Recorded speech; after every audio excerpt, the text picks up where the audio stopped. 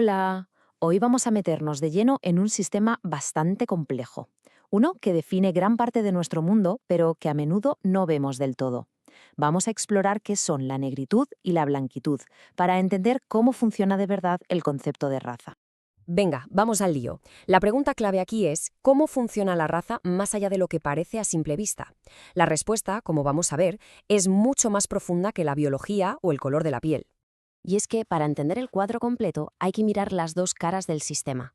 Por un lado, tenemos una identidad que se afirmó con mucho orgullo, y por el otro, una estructura de poder que se ha analizado para sacar a la luz todos sus mecanismos ocultos. Empecemos por la primera parte de esta historia que es potentísima. Negritud, un grito de afirmación. Vamos a ver cómo una palabra que nació como un insulto se le dio la vuelta por completo para convertirla en un símbolo de orgullo. Entonces, ¿qué fue exactamente la negritud? Pues mira, nació en el París de los años 30.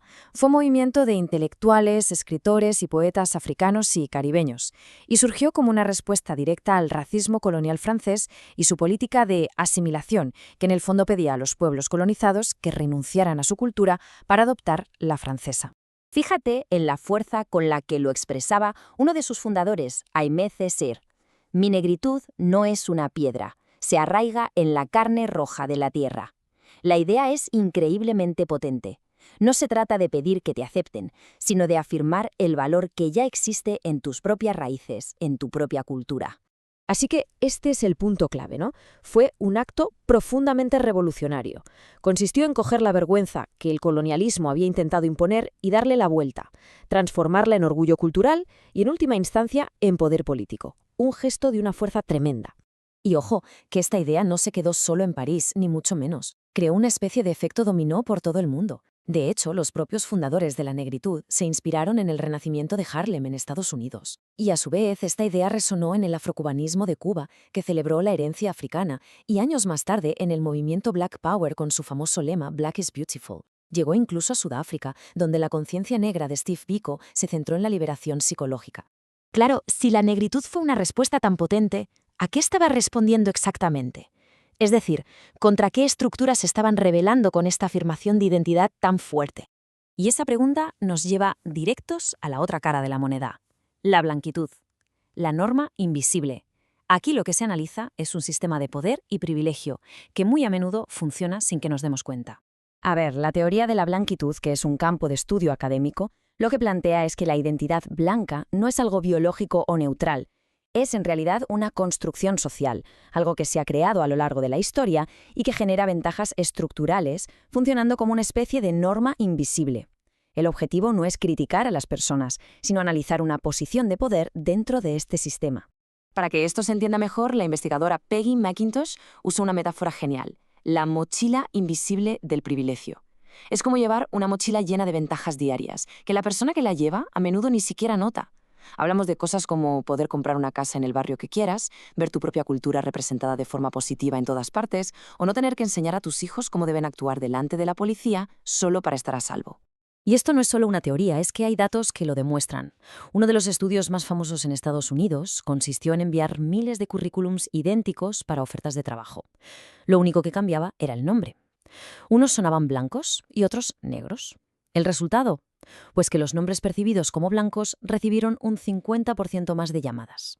Así es como funciona un sesgo sistémico, muchas veces sin que nadie se dé cuenta. Es más, es que la propia categoría de blanco ha ido cambiando con el tiempo. En el siglo XIX, por ejemplo, en Estados Unidos, a los inmigrantes irlandeses, italianos o judíos no se les consideraba blancos. Con el tiempo, estos grupos, digamos que se hicieron blancos, al alinearse con las estructuras de poder dominantes. Esto demuestra que la blanquitud era más un estatus político que se podía adquirir que una simple cuestión biológica. Muy bien, ya hemos visto las dos piezas del puzzle. Ahora vamos a juntarlas, porque aquí es donde se ve el sistema completo. Y es que estas dos ideas no son opuestas, en realidad se necesitan la una a la otra para explicar cómo funciona todo. Como argumentaba el pensador Stuart Hall, la blanquitud se define por oposición a lo que no es. Es decir, no puedes entender una sin la otra. Se inventaron a la vez, como dos polos del mismo sistema colonial que necesitaba crear estas categorías para organizar la explotación social y económica. Aquí tenemos un buen resumen. Por el lado de la negritud, Aimé Césaire, que le dio la vuelta al insulto, y Frantz Fanon, que fue un paso más allá para analizar las estructuras políticas. Por el lado de la blanquitud, Peggy Macintosh con su mochila invisible y Robin DiAngelo con el concepto de fragilidad blanca. Todos ellos nos ayudan a pintar el cuadro completo del sistema.